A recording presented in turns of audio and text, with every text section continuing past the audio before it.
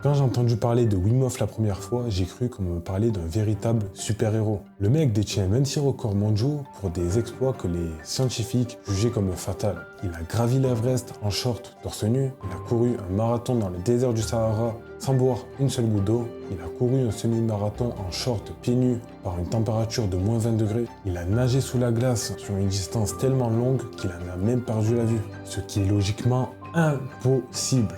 J'ai donc creusé pour en savoir un peu plus sur ce personnage, cet homme qui défie les lois de la biologie, et voici comment Wim Hof est devenu The Iceman.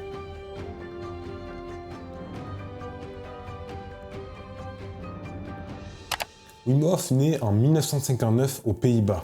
À cette époque, il n'existe aucune échographie moderne capable de détecter des jumeaux. Alors, pour tout le monde, la mère de Wim Hof porte un seul enfant. Le premier bébé arrive, André, le frère de Wim. L'accouchement est exténuant et extrêmement long. Sa mère est ramenée à sa chambre pour récupérer, tremblante, vidée, et c'est là que tout bascule. Allongée dans son lit, elle ressent quelque chose à l'intérieur de elle remuer. Une sensation étrange. Pas une contraction, pas une crampe. Non, une présence. Elle connaît son corps, elle a déjà donné naissance à 4 enfants. Elle sait reconnaître donc ce qui est normal et ce qui n'est pas normal. Alors, elle appelle le médecin et elle lui dit « il reste quelque chose, c'est pas fini ». Le médecin sourit, sûr de lui, et lui répond « vous faites des contractions supplémentaires, c'est normal, opposez-vous ». Mais elle refuse d'écouter. Son instinct maternel est beaucoup trop fort. Elle répète plus fermement « il y a encore un bébé ». Les infirmières accourent, un peu agacées, puis très vite leur regard change. Elle avait vu juste, Wim était encore dans le ventre. Et quand Wim sort enfin, les infirmières restent figées. Le nouveau-né est anormalement froid. Froid comme un glaçon. Certaines diront plus tard qu'il semblait gelé de l'intérieur, comme si le froid faisait partie de lui dès son premier souffle. Sa mère raconte qu'elle a eu l'impression de tenir un bébé entre ses mains, né pour l'hiver. Ce détail à l'époque presque insignifiant prendra tout son sens des années plus tard. Wim grandit dans une famille nombreuse, bruyante, vivante. Mais lui, il est différent. Il est beaucoup plus calme et il est attiré par ce que les autres fuient.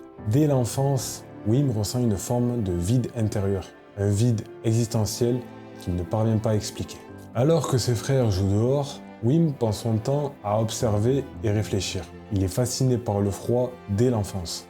Il se promène pieds nus dans la neige, reste immobile sous la pluie glaciale, trempe ses mains dans l'eau gelée sans broncher. Ce n'est pas un acte de bravoure, pour lui, c'est naturel.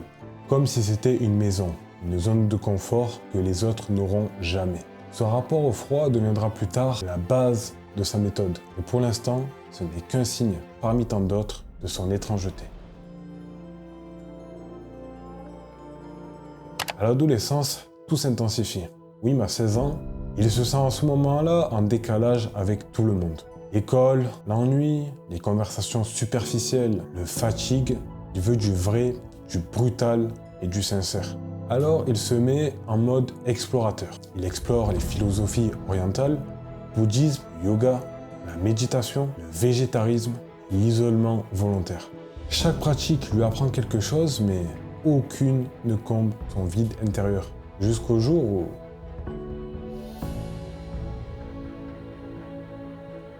Wim a 17 ans. Un matin d'hiver, alors qu'il marche seul dans un parc, il voit un canal. L'eau est sombre, presque noire, la surface fume littéralement du froid.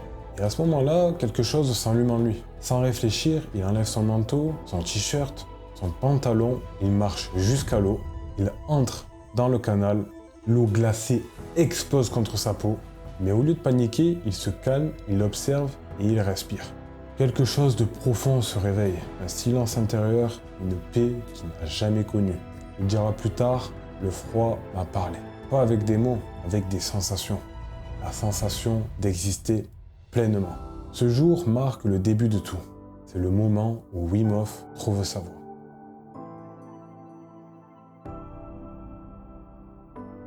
Les années passent, Wim mène une vie plutôt modeste, voire même pauvre.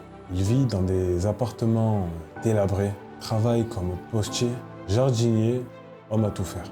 Mais chaque jour, il plonge dans l'eau glacée. Chaque matin, chaque soir, chaque moment de libre pendant plus de 25 ans. Sa famille le prend pour un fou, ses amis s'inquiètent et personne ne comprend. Mais Wim n'a pas besoin de comprendre, il sait que quelque chose grandit en lui. Il expérimente, note tout, teste différentes méthodes. La durée d'exposition, la respiration, la méditation dans la glace, contrôle du cœur, la gestion de la douleur. Petit à petit, il devient un scientifique de lui-même, un laboratoire ambulant.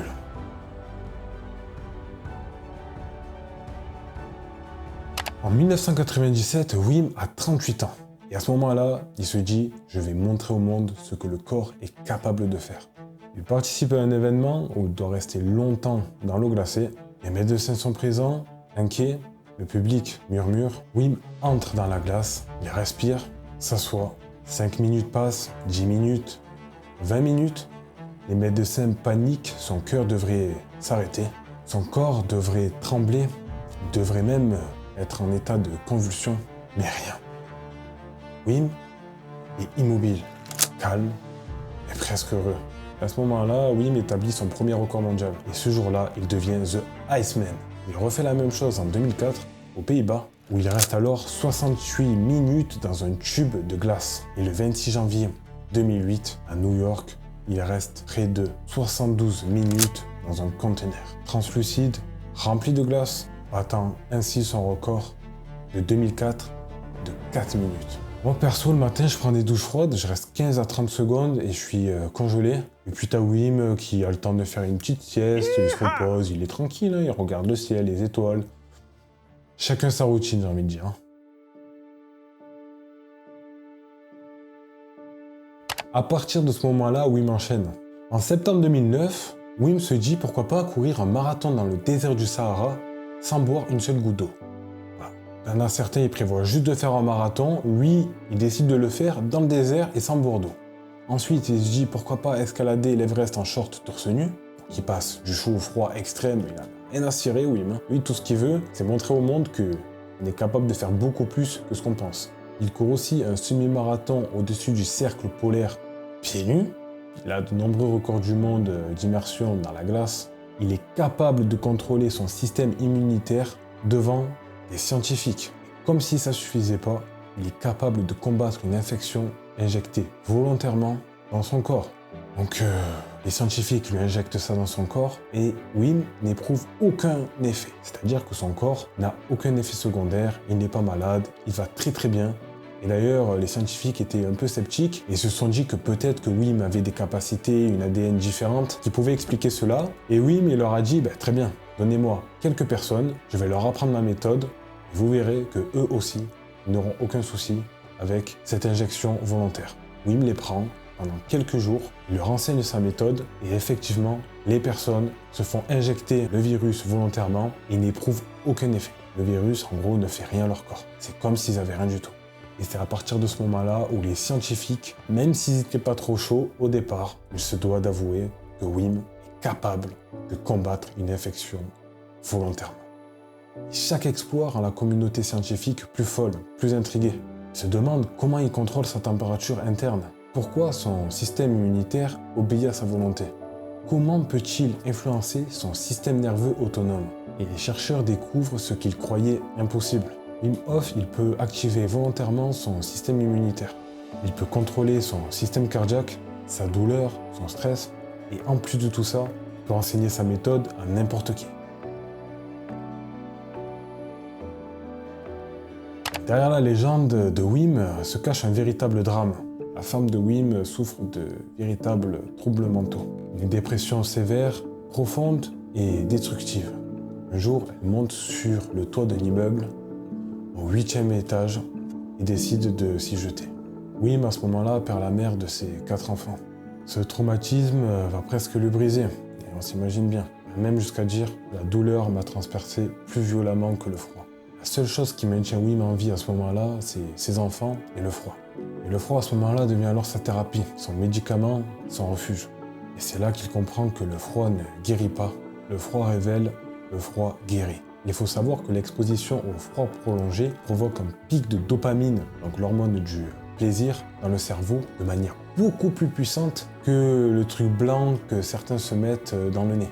Et évidemment, sans crash derrière. Donc ça provoque un véritable pic de plaisir, de bonheur, de manière prolongée. Et je pense que c'est ça qui a fait que Wim n'a pas craqué, n'a pas tombé dans des drogues puissantes, dans des travers qui auraient pu causer sa véritable perte. Ça, c'est le point de vue que je me suis fait, et je pense que c'est par rapport à ça, la dopamine que le froid lui provoquait, qui a fait qu'il est resté en vie.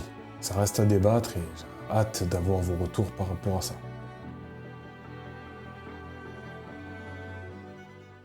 Après cette tragédie, Wim se donne une mission. Montrer au monde ce que le corps et l'esprit sont capables. Aider les gens à reprendre le contrôle de leur vie, briser les limites mentales. Il crée alors la Wim Hof méthode. Respiration puissante, exposition au froid et grosse discipline mentale. Sa méthode est enseignée dans le monde entier. Des milliers de personnes guérissent leur anxiété, leur dépression, leur traumatisme. Les athlètes l'utilisent, des PDG, des soldats. Wim Hof devient alors une véritable figure mondiale. D'ailleurs, petit aparté pour ça, Wim Hof a une chaîne YouTube qui est aussi traduite en français. Donc vous pouvez tout à fait aller consulter, vous pouvez tester ces respirations, elles sont incroyables, moi m'ont procuré des sensations un peu bizarres dans le corps, donc vraiment ça à tester, ça vous coûte rien, ça vous prend 10 minutes, et il est vrai que ça fait quelque chose de spécial, hein. Je vous laisserai tester et vous m'en direz des nouvelles. Les genres de picotements dans le corps, c'est assez étrange comme sensation quoi. Aujourd'hui, Wim Hof n'est pas juste un homme, c'est un mouvement, un vrai phénomène. Ses records sont impressionnants, mais ce qui marque le plus, c'est sa philosophie. Le bonheur, la force et la santé sont un véritable choix. Wim Hof a survécu au froid, à la pauvreté, au doute, au suicide de sa femme et au final à l'impossible. Il a prouvé à travers son histoire que la souffrance pouvait devenir un véritable carburant, que l'homme pouvait redevenir maître de lui et que notre véritable potentiel est infini. Je vous ai parlé brièvement de son histoire et moi, pour me sentir un peu légitime d'en parler, je suis allé me prendre un bain froid à la mer il y a quelques jours de ça. Je vous ai posté le vlog sur YouTube. Et il est vrai que le mental joue beaucoup sur notre état d'esprit. On a des pensées hyper limitantes qui nous bloquent dans nos vies pour faire des projets, pour sauter le pas, pour se lancer sur YouTube, par exemple, pour ouvrir son entreprise. On a des grosses barrières mentales. On se dit que par rapport à ce qu'on a vécu, ce qu'on est, notre identité, au final, on ne peut pas faire ça, on ne va pas y arriver. J'avais ces gros blocages mentaux moi aussi, et ce qui a fait que j'ai pu passer le cap, ça a été de me mettre dans l'inconfort.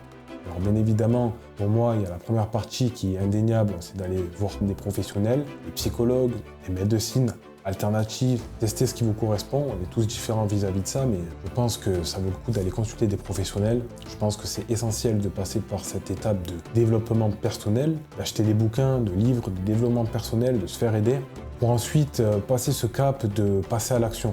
Et je pense que l'action sans le travail sur soi induit des changements qui seront beaucoup trop temporaires. Vous vous rappelez, quand je vous parlais de la vidéo sur David Goggins, la première fois quand il est allé dans l'armée a révélé des failles en lui.